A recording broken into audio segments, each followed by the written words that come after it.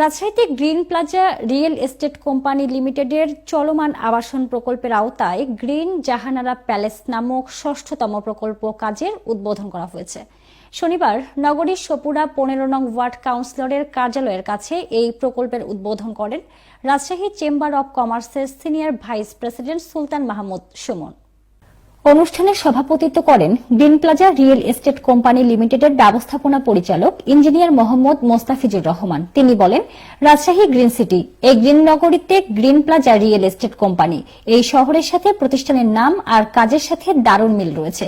তিনি বলেন, আমরা সর্বোচ্চ নিষ্ঠার সাথে কাজ করে যাচ্ছি। গ্রিন প্লাজা রিয়েল এস্টেট কোম্পানির নির্মিত প্রজেক্ট সমূহে যারা ফ্ল্যাট নিচ্ছেন তারা সকলেই সন্তোষ প্রকাশ করেছেন।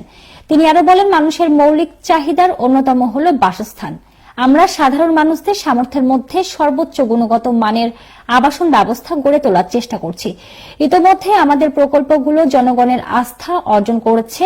পাশাপাশি আমাদের মার্কেটিং কার্যক্রমের কারণে বর্তমানে আমাদের ব্র্যান্ড সারা দেশে পরিচিতি লাভ করেছে।